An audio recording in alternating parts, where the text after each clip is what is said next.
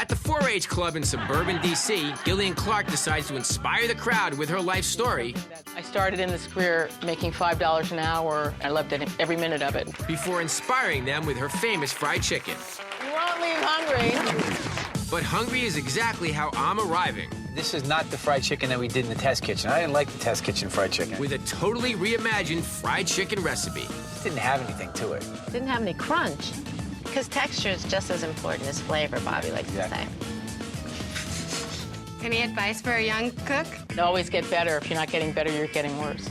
We made a batter for the fried chicken as opposed to just dredging it in flour. How did you get your cooking noticed by those you work for? It's the customer that recognizes you first. The chef notices after a while, yeah.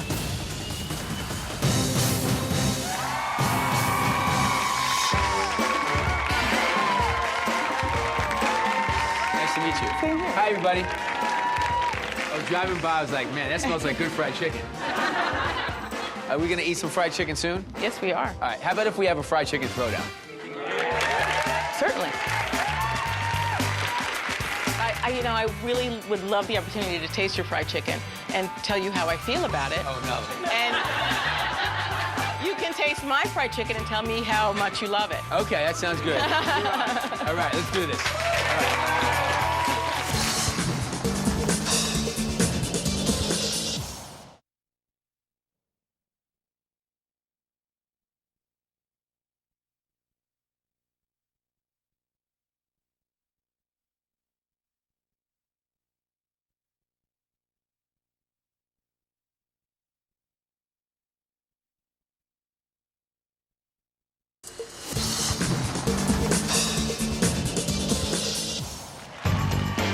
After I hit Gillian with a throwdown challenge, she hit me back with the secret to her fried chicken special buttermilk marinade. Patience. How much patience? 24 hours of patience. Really? All right, I got the time. But unless this crowd brought their sleeping bags, we'll have to make our chicken on a tighter schedule. All right, so we're gonna brine our chicken first. Buttermilk, salt and sugar. I start with garlic. I bruise it. I don't chop it. It's going to release its oil into my marinade without leaving big hunks of garlic in the chicken. Since we're going up against Gillian, who's got some apparently dynamite fried chicken, we decided we wanted to do something different this time. So we came up with a batter to dip the fried chicken in. Flour, cornstarch, equal parts. And then we're gonna add smoked paprika and some cayenne, some chili de arbol. I'm just afraid that you're going to add too many spices. Oh, Hey, Bobby, you need some help? anytime. What kind of oil do you use? I use corn oil, but I also use butter. It makes that crust really thick and rich and crunchy. And then I'm gonna add some water to thin it out. Don't want it to be too thin, don't want it to be too thick. Are you making a batter? Yeah, we tried something new for you. You're bringing it. I'm looking forward to it. Gillian definitely has the swagger of a chicken master. I don't crowd the pan. I get that edge of brown going. I cook 1,100, 1,200 pieces of chicken a week. Let's pat it dry, and then I'm gonna season it, and then we'll start frying. Do you do a lot of fried chicken at home? I do fried chicken at home and the restaurants. Oh, okay. Monday night at Bar Americana is fried chicken night.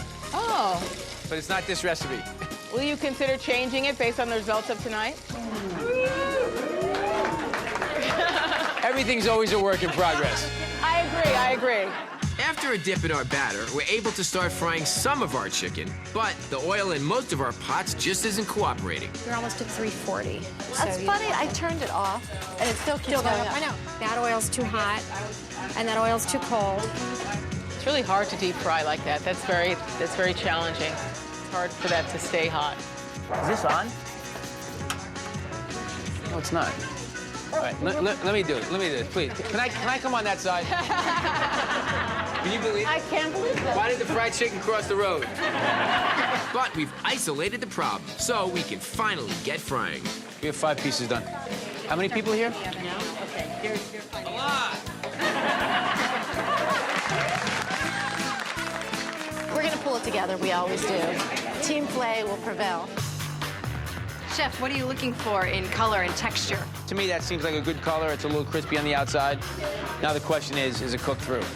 Is it overcooked? Is it undercooked? Hopefully it's just cooked. I'm really really excited to taste this fried chicken. I'm always on the quest for really good fried chicken that I don't have to cook. We finally get into a groove. Looks good. But before we feed the masses, it's time to trade chickens and see if I stand a chance. Well, I can hear you crunching, and that's a good sign. It's delicious. So well seasoned, perfectly cooked. This is very good, too. I think I may have found the other fried chicken that I'm not cooking.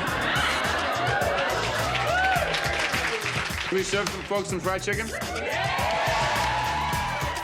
That's what happens when you starve them for like 3 hours. They get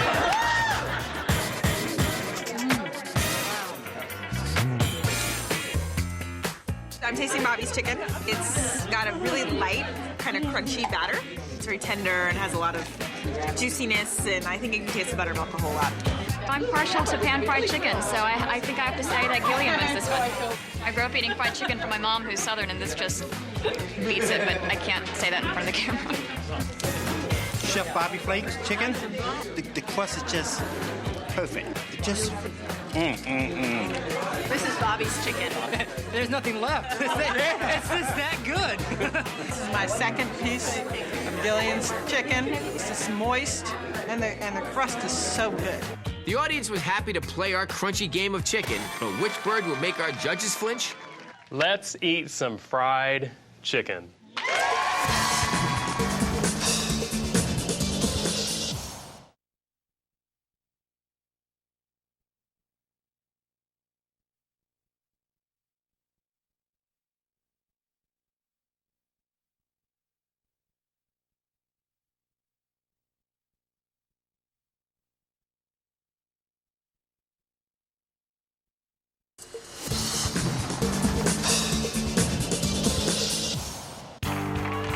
A day with fried chicken is always better than one without it.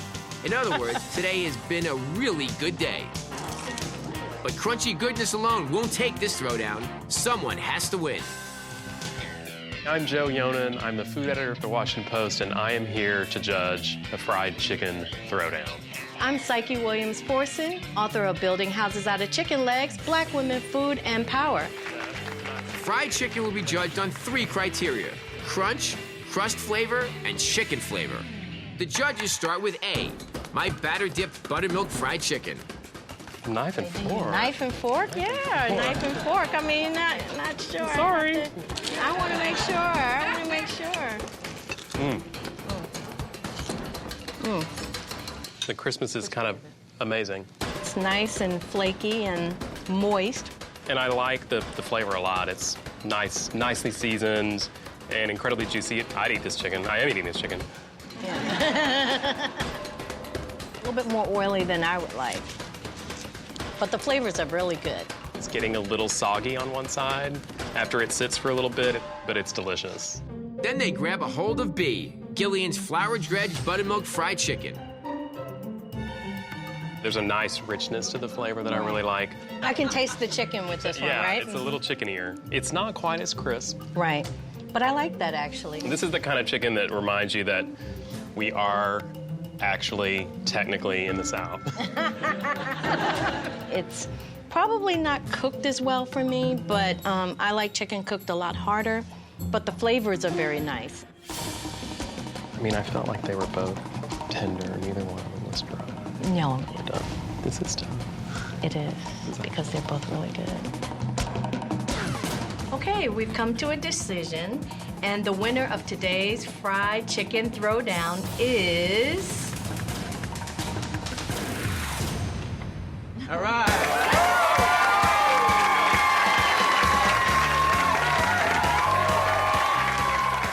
At first, I was like, I've got this. But then I tasted his fried chicken. I found yours was really, really good. And, you know, maybe the next throwdown you'll win. Her fried chicken was really perfect. I don't think she was ever worried. From the minute I walked in the door, she gave me that look like, let's bring it on. And she prevailed. She deserved it. Dish A was nice, but the breading overtook the chicken, I think. And so I really did much prefer Dish B. I say we're aiming for, you know, like the top 25 ways to lose a fried chicken throwdown. So to all you awesome cooks out there, keep doing what you do. But ask yourself this. Are you ready for a throwdown? All right.